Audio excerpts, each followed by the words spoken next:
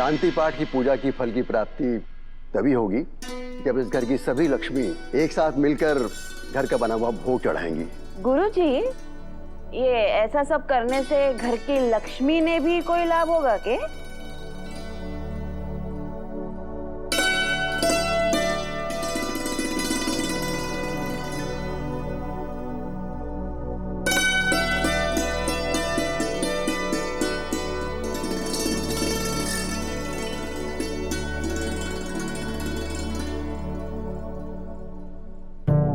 सबसे पहले भोग मैंने चढ़ाया है तो सबसे ज्यादा लाभ तो तुम्हारे को ही होगा।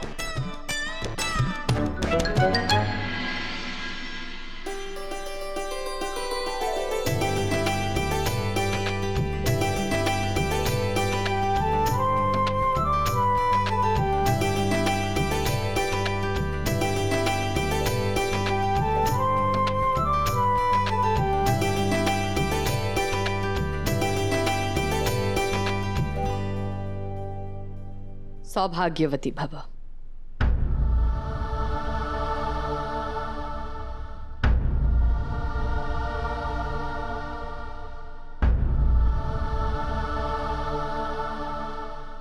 दिव्या, तुम ऑफिस के लोगों के लिए प्रसाद तैयार करो और वसुधा, तुम घर में सबको प्रसाद बांटो।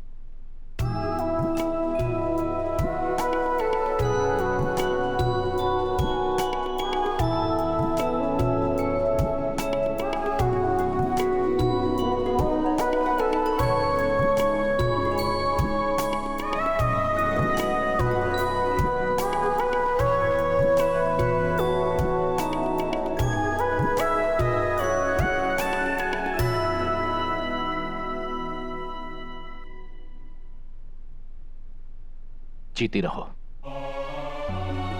वसु। अब वो दिन दूर नहीं कि तुम्हारी सास और तुम्हारा ससुर दोनों साथ में मिलकर तुम्हें आशीर्वाद देंगे। यकीन नहीं होता तो जरा वहां देखो, चंद्रिका की आंखों में तुम्हारे लिए सिर्फ प्यार है। इस प्यार को वो कब तक नजरअंदाज करती रहेगी? बड़े हुकुम, भगवान करे ये दिन जल्दी आ जावे और हमारे को कुछ ना चाहिए।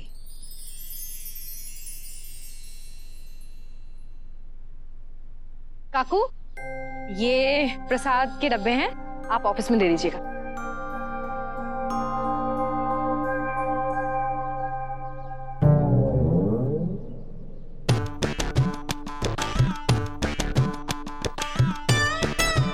छोटी बिंदड़ी, आईने में क्या नजर आ रहा है?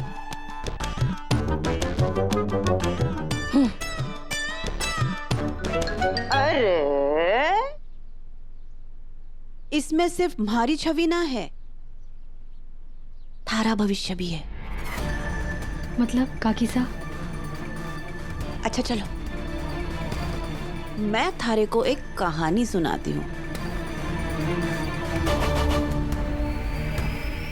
तो कहानी यो है कि एक बहुत बड़ी रियासत में दो भाई थे, पर बड़े भाई की पत्नी ने सारा राजपाट हथिया लिया और छोटा बेटा और उसकी लुगाई वो तो बस जिंदगी भर उनकी जी हुजूरी करते रहे। फिर पीढ़ी बदली और वही रीत फिर से दोहराई गई। फिर बड़े बेटे की बींदनी सब कुछ हथियाने के चक्कर में थी, लेकिन इस बार उसके साथ उसकी सासू माँ भी इस षड्यंत्र में शामिल थी। हो गया आपका? अरे, जिस तरह भाभीसा ने मारे को अपनी उंगलियों पे नचाया ना, वैसे ही वो नौकरानी थारे सर पर बैठ के नाची की समझी। लिख ले तू यो बात। और अब तो उसे भाभीसा के आशीर्वाद भी मिल रहे हैं। भाभीसा ने देव से तुनक कर के कहा, आज की पूजा वसुधा के हाथों से ही होगी और अगर किसी को भी हमारे इस फैसले से ऐतराज है, आपत्ति है, तो वो इस पूजा से उठकर जा सकता है। सोचो बींदड़ी, अगर भाभीसा अपने प्यारे दुलारे और राम जैसे बेटे ने दुत्कार सकती है तो तू क्या चीज है? हमारा काम था सावधान करना, बाकी जिसकी जैसी मर्जी। काकी सा, पहली बात तो ये है कि आप जिसे बार बार नौकरानी कह के बुला रही है ना, वो मेरी जेठानी है। मासा वसु को अपनी बड़ी बहू के रूप में स्वीकार कर लें, इससे बड़ी खुशी मेरे लिए कोई हो ही नहीं सकती। तो फिर काकीजा, इस भोली बींदनी के लिए आप बिल्कुल चिंता मत कीजिए। Stress free, relax.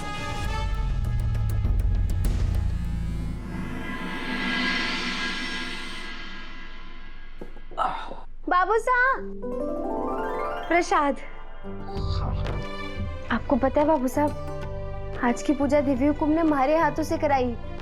हाँ, और बड़े हुकुम कह रहे थे कि उन्हें पूरा यकीन है कि दिव्य हुकुम हमारे को जल्द ही बड़ी बहू के रूप में स्वीकार कर लेवेंगी। भगवान करे ऐसा ही होए। लेकिन छोरी, हमारे मन में ना एक डर सा बैठ गया है कि कल को अगर हुकुम ने यो पता चला कि छोटे हुकुम और तूने मिलकर यो मनमुटाव का नाटक किया है, तो कहीं वो और नाराज ना हो जाए। बाबू साहब, आपने तुम्हारे को सीख दी है कि पति के पिता भी पिता जैसे ही होवे हैं, तो बड़े हुकुम हमारे साथ कुछ गलत हो ही ना होने देवेंगे।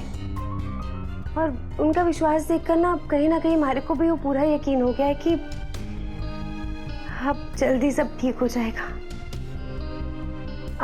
आप भी चिंता मत करिए बाबू साहब। अच्छा चल ठीक है, पहले खाना खा ले, फिर बातें बाद में करेंगे। हाँ, आजा। देव, आ जाओ बेटा। वो एस फाउंडेशन के लिए कुछ साड़ियाँ और सामान भेजने थे, बस उसी की तैयारी कर रहे थे हम। कुछ कहना है बेटा?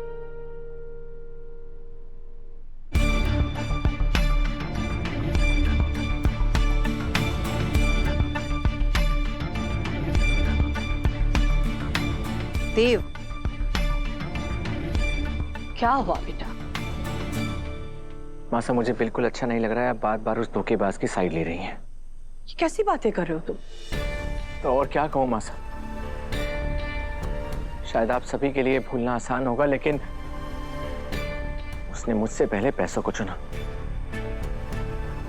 लेकिन मासा, मैंने उससे दिल से प्यार किया था। मैंने उसके लिए आप सबको, यहाँ तक कि अपना घर छोड़ दिया, और बदले में उसने मेरे लिए क्या किया? देव बेटा, देखो, भगवान ने अगर हमें बुद्धि दी है तो विस्मरण का भी तो वरदान दिया है ना, ताकि हम अपने साथ हुए गलत चीजों को भूल सकें। अगर हम हर बात को अपने दिल से लगाते रहेंगे तो दिमाग पागल हो जाएगा। और हम वसुधा का पक्ष नहीं ले रहे हैं। वो एक अच्छी लड़की है और इंसान से कभी कभी गलती हो जाती है। सॉरी मासा,